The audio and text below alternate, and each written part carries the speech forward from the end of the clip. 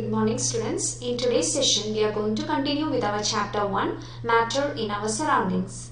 In the last session we have discussed about what is matter, physical nature of matter as well as the chemical properties of matter. In today's session we are going to discuss about the states of matter.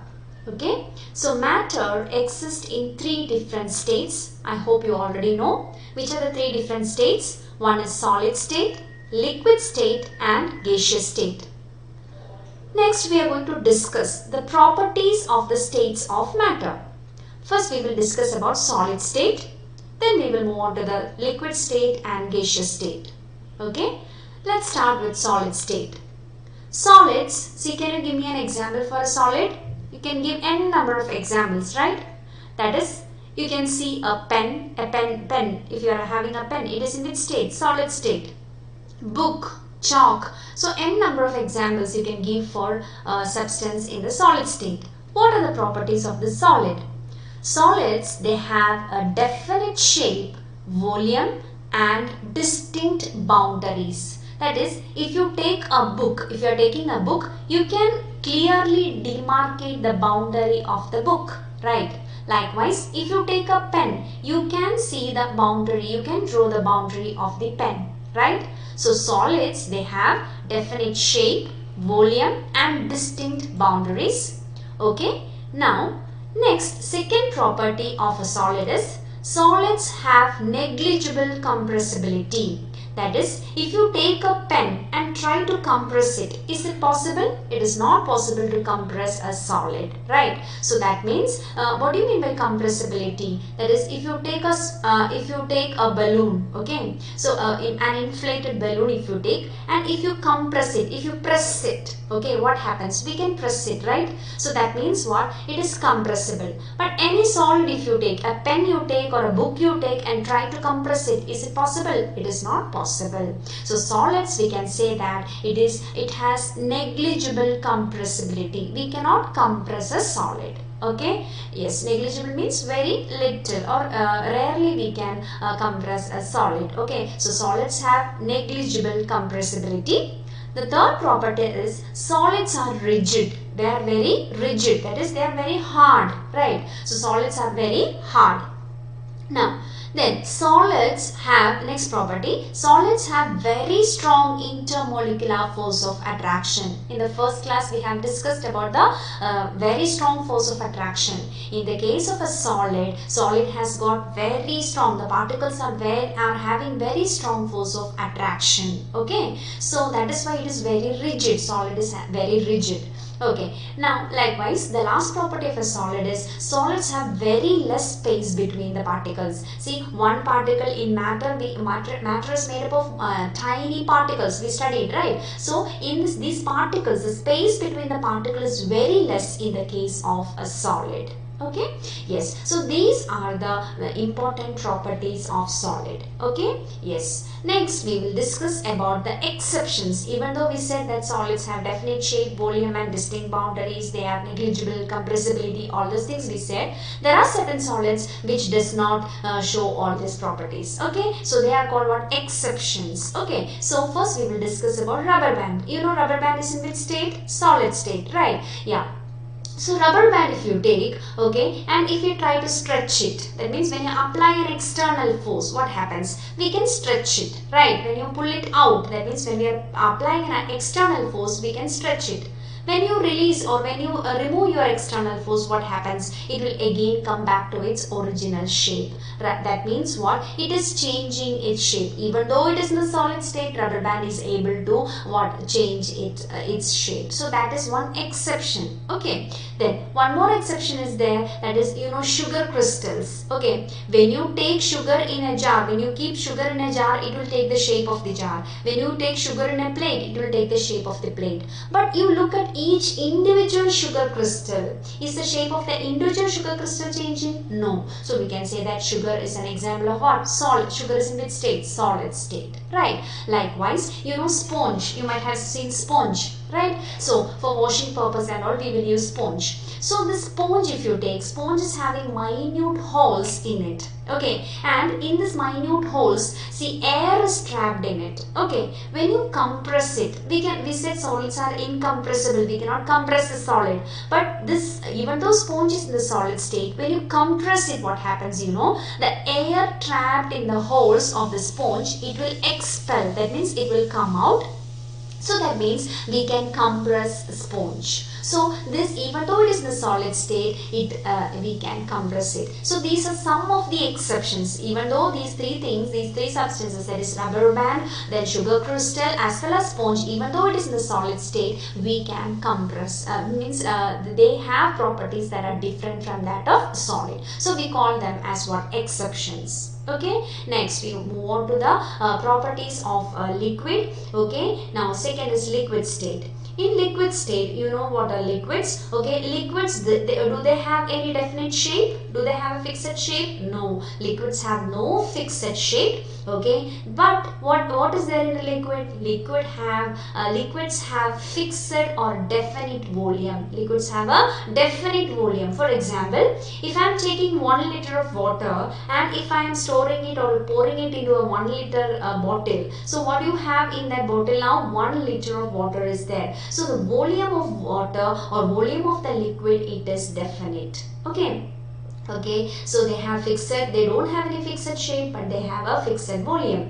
And now what is the property of a liquid? Do they have a particular shape? They don't have a particular shape. So they take up the shape of the container in which they are kept. In which container you are taking, in that container only they will assume the shape of the container in which they are taken. Okay, then you know liquids can flow. That means they can change their shape. They will change from one shape to other. So because liquids can flow. Okay, this property of a liquid, because of this property, since liquids can flow, we can say that liquids, we can call these liquids as fluids. We can also call them as fluids because they are able to flow.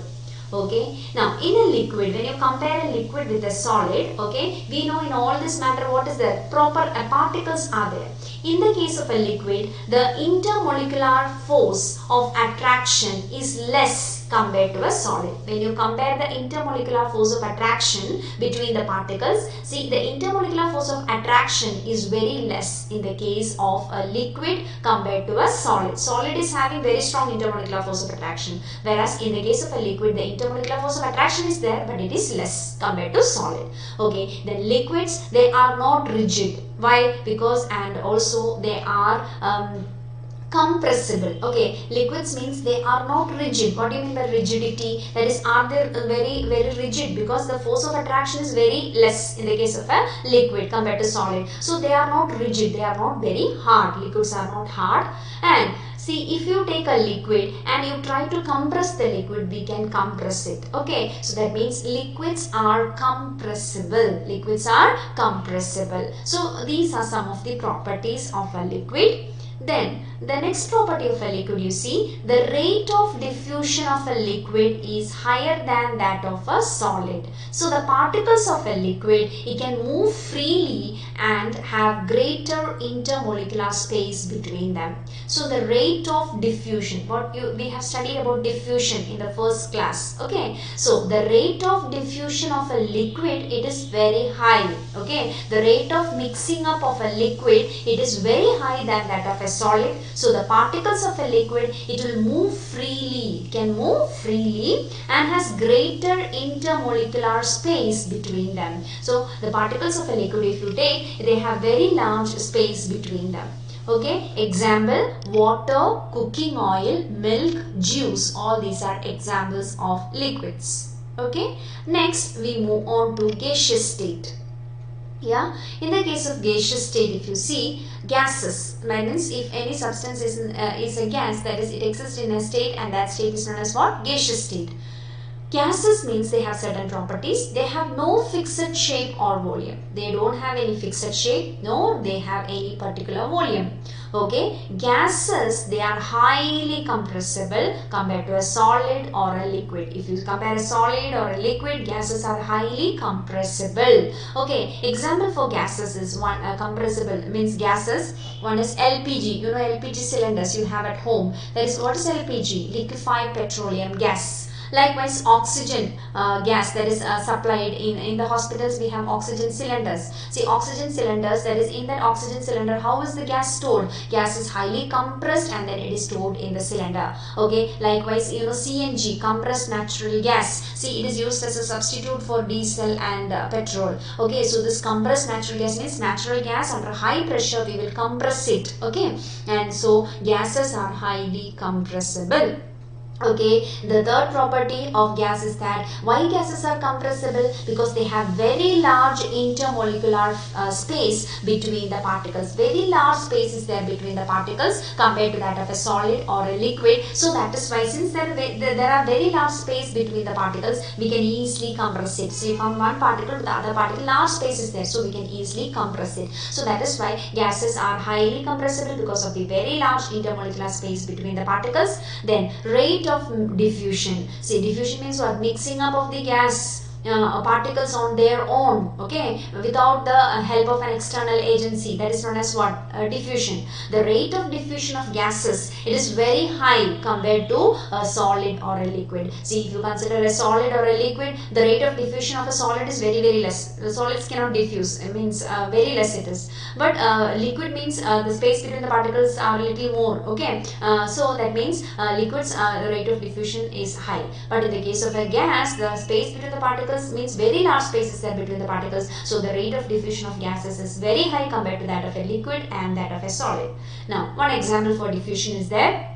The smell of the hot cooked food. See, if a very good food is being cooked in the kitchen, the smell of that hot cooked food, it will reach us within seconds. Why it is reaching us? Because the aroma of the food particle, it will get mixed up with the particles of air. So aroma of the food particle, it will mixed up with the particles of the air and reaches us faster even when we are far away. Okay, so that is about rate of diffusion. Now, so if you compare three states of matter, solid, liquid and gas, who is having greater rate of diffusion? Gases have got a very high rate of diffusion, then comes liquids and then comes solid. Okay, then particles of gas move randomly at very high speed and they hit each other and also onto the walls of the container. So particles of the gas means they are moving randomly, because they are having very large space between them and they are moving randomly. Okay, and they will go, if we are keeping it in a container, for example LPG cylinder, if you are taking